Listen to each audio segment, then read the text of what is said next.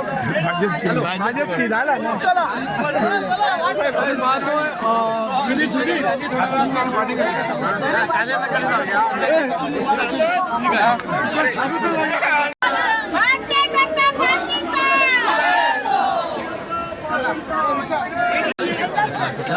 Order चालू तुला proper भेटला झंडा भेटला नाही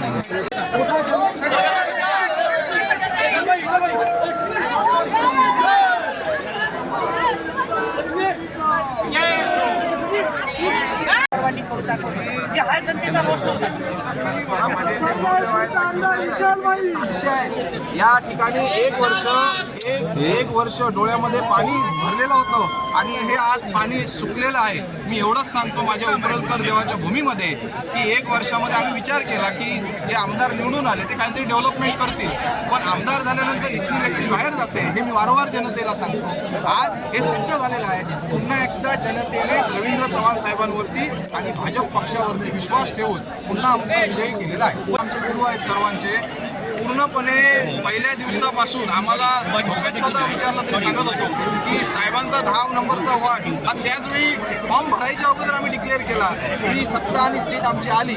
मला असं वाटतं आज जे नगराध्यक्षाचे उमेदवार निवडून आले यांना सगळ्यात जास्त लीड हे 10 नंबर वॉर्डमध्येच साहेबांच्या या वॉर्डमध्ये पडलेलं आहे। मी त्यांना शुभेच्छा देतो।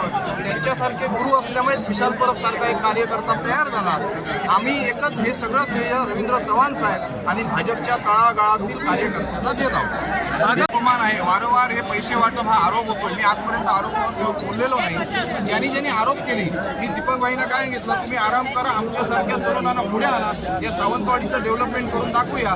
आज आमचे जे काही भाजपचे नगरसेवक नगराध्यक्ष हे सैनिक निवडून आले हे लोकांचं पुढील 5 वर्षात चांगलं कार्य करतील आणि जे उमेदवार पडले त्यांना सुद्धा मी धन्यवाद देतो कारण त्यांनी सुद्धा भारतीय जनता पार्टीचा नगराध्यक्ष निवडून आणण्यासाठी त्यांनी प्रयत्न केले। कुठल्या तरी थोड्या मताने पडल्यामुळे ती नाराज झाली असतील पण भारतीय जनता पार्टी संपूर्णपणे त्यांच्या पाठीशी आहे। मी तुम्हाला एवढंच सांगतो की आजचा दिवस हा भारतीय जनता पार्टीबरोबर सावंतवाडीच्या लोकांसाठी चांगला दिवस आहे। इलेक्शन मागच्या वर्षी डिसेंबरमध्ये झालंय।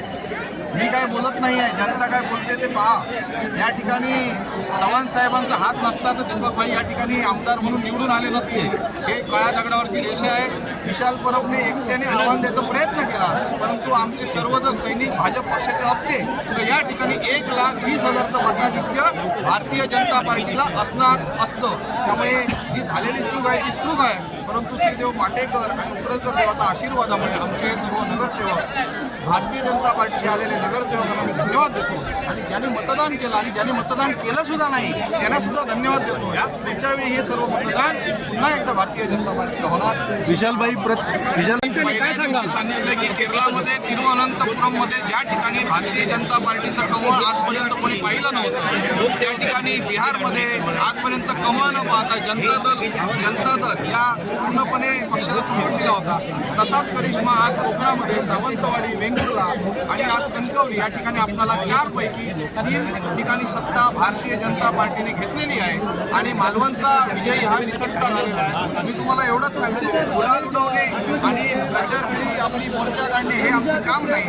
आम्हाला फक्त या सावंतवाडीची डेव्हलपमेंट करायची आहे। या ठिकाणी हॉस्पिटल या ठिकाणी रोजगाराची संधी देण्याचं आमचं एक प्रामुख्याने कार्य असेल एवढं आम्ही तुम्हाला निश्चितपणे मित्र